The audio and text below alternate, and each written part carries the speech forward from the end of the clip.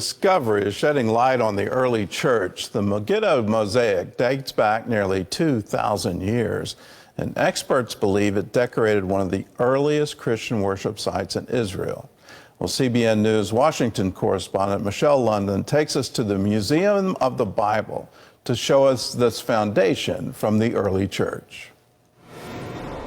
Here in the nation's capital, we're already seeing evidence of how this beautifully preserved 1,800-year-old Megiddo mosaic is bringing the start of Christianity back to life. Since its recent premiere here at the Museum of the Bible, curators say it's already drawn in thousands of visitors from all over the world. How we now have rediscovered it and can witness Christianity so far back. Behind each of these original artifacts lies a powerful story reaching across generations. It's kind of crazy, and how they just finally discovered it, which is pretty significant, I think. From teenagers to history teachers. This exhibit, for sure, has been my favorite part. We saw an eagerness to learn. What we teach and something that is an artifact, something that is real, and something that most importantly is interesting, is really profound for students. When I heard about this mosaic and read the story behind it, I got the same kind of chills and the same kind of goosebumps. Historians like the Museum of the Bible Scholars Initiative director, Dr. Bobby Duke, described the Megiddo mosaic as the greatest discovery in Israel since the Dead Sea Scrolls. What's something people don't know about this exhibit or may not know?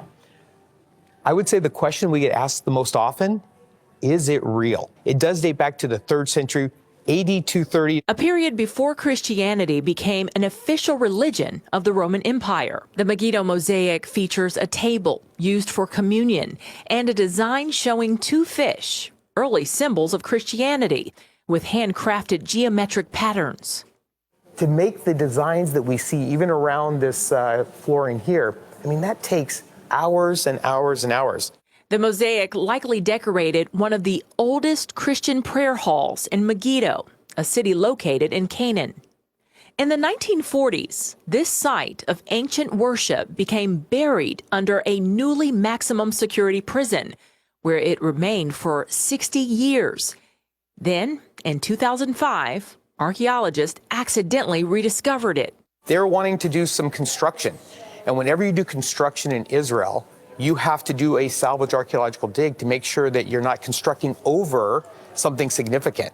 They carefully excavated the mosaic, hiding it securely in northern Israel, until flying it here for a first public appearance. Show us some of the exciting features, the inscriptions. So the first one right here is dedicated to a man named Gaianus. Historians say he was a Roman centurion who helped fund the mosaic floor and table, a rare show of unity between Romans and Christians. The second inscription describes some key women in early Christianity, while the third marks history. The table is dedicated to the God Jesus Christ. Now, this phrase, God Jesus Christ, is in the 5th line of the inscription, and it is actually in a shortened form, so the letters that have the lines over them, it is actually a respectful way to write those words. Dr. Duke believes these early writings are some of the first to show belief in the deity of Jesus, with this inscription from a Christian woman identified as a Keptis that reads, God Jesus Christ. The Megiddo mosaic is one he hopes will open up a world of possibilities for future discoveries. I think the thing that excites me the most is we never know what the next excavation is going to show and demonstrate. No one before 2005 would have ever dreamed we would have found something as beautiful and significant as this. So what's around the corner? The Megiddo mosaic exhibit is on display here at the Museum of the Bible through July 2025. And after that, curators say it may visit some other U.S. museums before returning home to be memorialized close to its original site in northern Israel. Michelle London, CBN News, Washington.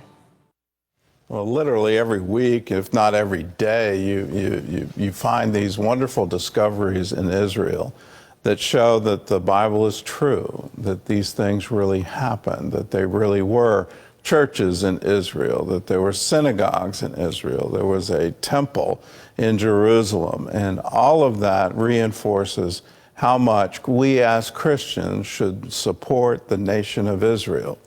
Of all the nations in the Middle East, the one with the most thriving Christian population is Israel.